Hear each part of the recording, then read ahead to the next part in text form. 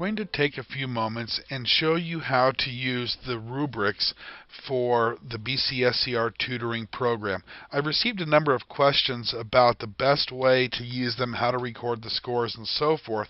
So what this video will do is walk you through the entire process of how do we use the rubrics, how do we record the scores, and then how does it guide instruction. So we start with the BCSCR Reading Tutoring website. This will be the home place where we're going to do all of the activities around the rubrics. And we're going to go to the Resources page under the Tutor menu. Here we will find the rubrics, and we will also find the link to the form for entering rubric information. So you see you can get a copy of the rubrics right here if you simply click on that link under Must Use, Reading Grade Level Progress Rubrics. So we'll click on that. We can also download the rubrics directly. You can put them on your own desktop or your own computer and so forth, or you can simply read them online. So let's go ahead and click this and open up those rubrics. Now, when we click it, it brings us to this document here. And these are all the rubrics for each grade and each reading component. And you'll notice that level 4 represents grade level skills. We have levels 0, then 1, 2, 3, 4, and then 5 is an advanced level for that particular grade level in that particular area.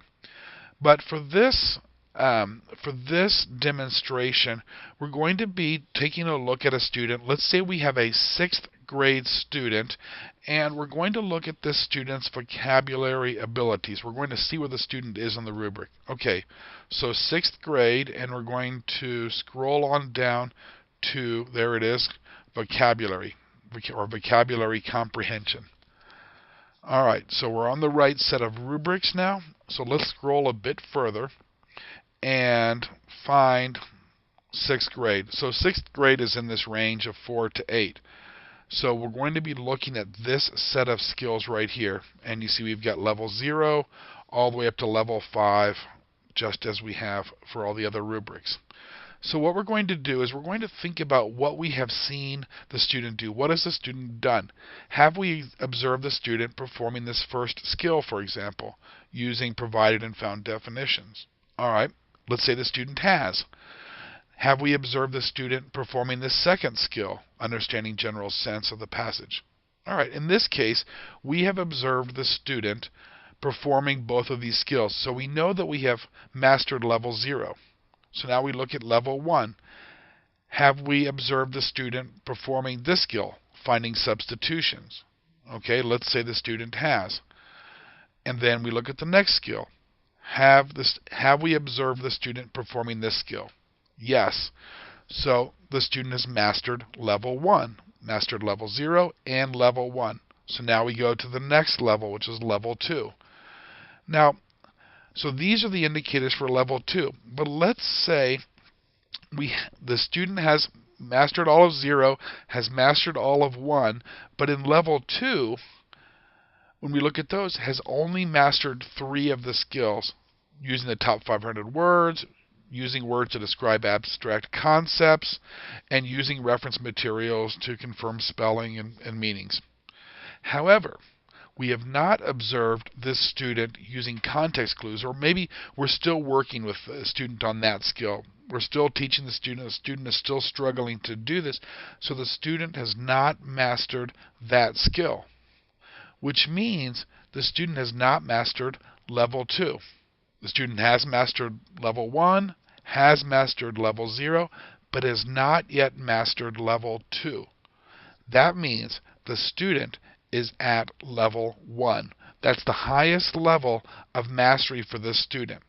So when we record the scores for the student for vocabulary, we're going to record level 1, the highest level the student has mastered. Okay, back to the website. Here's the link where we enter the scores. We submit them after 4 hours of instruction, after 16 hours of instruction, and then after the final session, which should be 32 hours of instruction. So in this case, we're at the end of the tutoring cycle, so it's after 32. So let's go ahead and click on this link and go to the entry form. So here's the actual form. You have probably seen it already. So the first thing is to make sure that I know which region that I'm in. This is a student in Pecos, which means that the student is in Region 5, New Mexico 5. Alright, so we have to remember that. New Mexico 5, Pecos. Alright, so let's go down a little bit, and we're going to enter some of the required information. Now, common mistake is to put your first name and then your last name, but you notice we have to do the last name first and then the first name. And the same thing with the students, last name and then first name. And you see here, I need to fix that.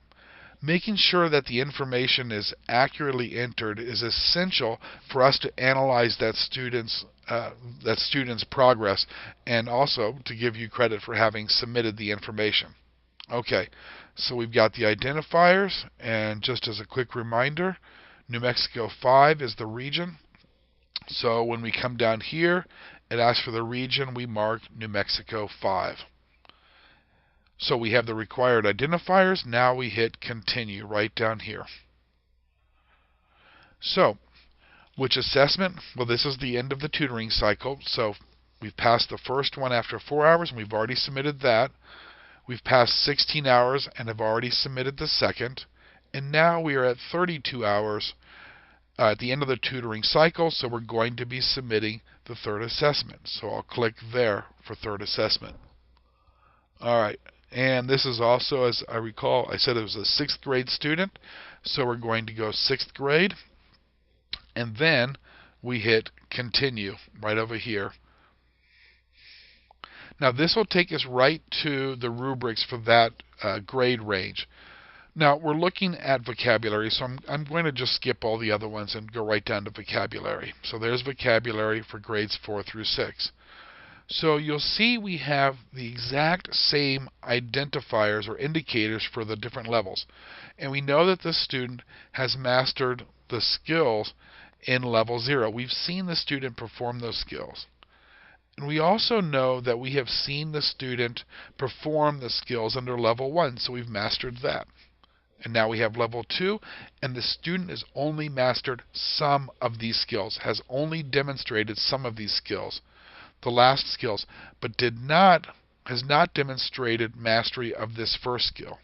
Okay, so because the student hasn't mastered level 2, we mark the student at level 1, which is the highest level at which the student has demonstrated all of the skills. And we do that for the other reading areas as well. We're marking the level at which the student has demonstrated all of the skills. So if in a particular level the student has not, then the student is not at that level. So it's the highest level of mastery. So once we've decided and we've entered all of the results for the rubrics, we simply hit that submit button at the bottom there. That puts the results directly into an online database where they're available for download and analysis, so we can look at progress over time. So that's really how it works to use the rubrics. The nice thing is the rubrics can also provide a lot of instructional guidance. So if a student has mastered one level, we know it's time to begin helping the student to master the next skills. So if they've done 1, then we go to 2, and once we have 2, we go to 3, and once we have 3, we go to 4. Simply jumping to grade level skills, regardless of a student's ability, is going to leave some gaps in that student's knowledge and abilities, and it's going to make it very hard for the student to master the overall process of reading. So we move from level to level, from one level to the next level. We don't worry about those skills that are 2 or 3 levels more advanced. We simply move to the next level. What do we need to teach next?